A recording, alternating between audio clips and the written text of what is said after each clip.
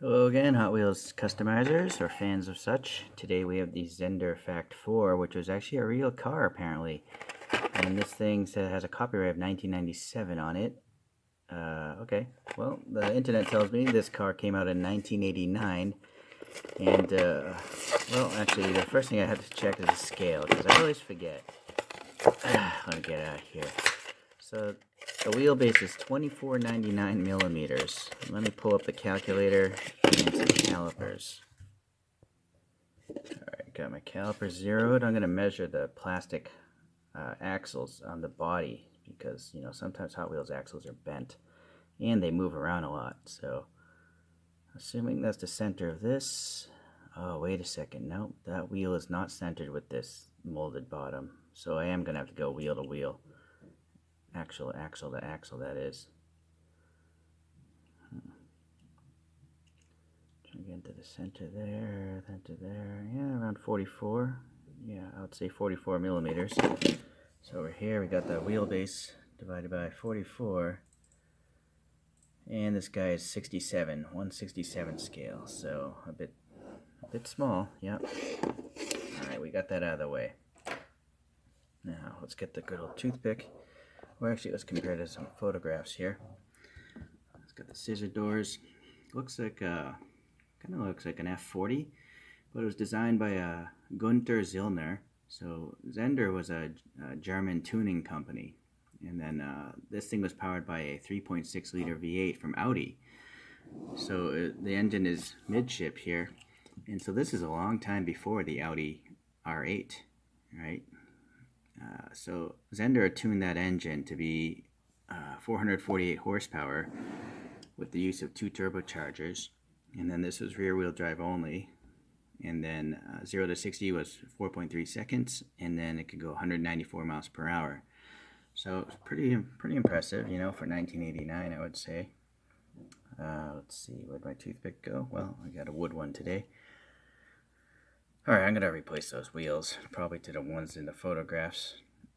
So this thing's got a nice metallic green paint going on, and some sort of wacky graphic, although it doesn't seem to have any indication of Zender. Some sort of Hot Wheels logo there. We got a vent here, but no black paint or anything.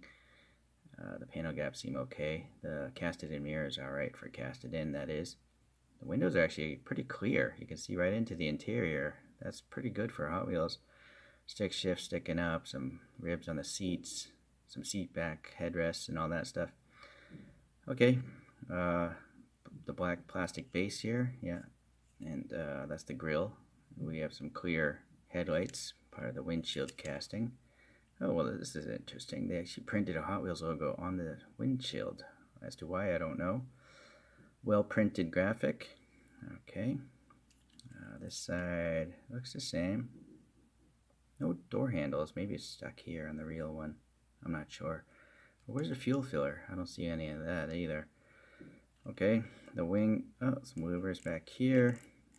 And then, yeah, the wing is okay actually.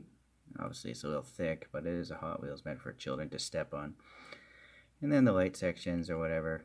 You know, maybe some. Oh, these are the tail lights. Never mind, these are grills. I was thinking of Ferrari Testarossa there.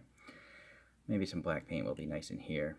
And then I'm assuming these holes are probably for, yeah, the exhaust tips. So some paint might be nice there. This is an inset molding of the rear end, differential cover or something like that. Alright, well, you know, it's a mainline Hot Wheels. It's okay, I guess. You can't expect the most out of mainline Hot Wheels, right? And it's an interesting subject. I forgot all about this car, because I don't think they made many of them. Alright, well, anyways, let's come back here. Hold on. Okay, and there we are with the wheels, and I think they look pretty close to the originals. I had to drill out the holes a little bit. For some reason, this axle was pushed back. It's just, I drilled it a lot. I think what it is those 3 plastic prongs in there are forcing it right up against this part of the wheel well, so it doesn't look so nice. Yeah, it's too bad. Oh well, I obviously had to make the rear wheel a lot bigger to fill in that oversized opening there. Added some silver, I guess, in the mirrors and some taillights and some black back here as well. That's about it, though, I think. Yeah. So, oh, did I even notice this before? I can't remember. Well, pretty neat. Alright, let's look at a couple other supercars or sporty cars. So I have this Hot Wheels Bugatti EB110. Yeah, that's what it is, EB110 SS. And then this is a Tomica. I think it's one of those Tomica premiums, or maybe it's not. I like that Tomica. This one actually says to scale, so that's kind of nice. I don't know why Hot Wheels can't do that. Fine, don't make scale models. You know, you gotta fit your Hot Wheels tracks. That I understand, but why can't you at least write the scale of the car? You know, teach kids about scale. Okay, well, there we go. They all look like they could live in the same universe, I think.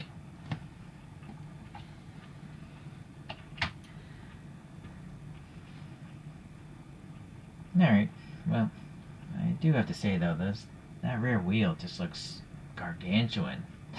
I mean, that's the problem with some of the styling there at Mattel. It just doesn't look as nice as those two with equal-sized wheels. I mean, it seems like the real Zender has equal-sized wheels. Am I correct? All right. Well, anyways, yeah. I don't know. I'm debating if someone should go and remake this, like a premium brand. I just don't see them selling a lot of them. You know, I don't know if this thing was in resin. It would look nice, just like this photo, close to this photograph. But I probably wouldn't buy it. It's just for some reason, it's a nice looking sports car. It's just not. For some reason, it just doesn't do it for me. What do you guys think? Do you think this is an awesome looking sports car? It kind of looks like a Countach and a Testarossa with the rear end there. How wide it is? I don't know. It's well. Anyways, thanks for watching today, and hopefully I'll catch you in the next 3D printed wheel project. Bye.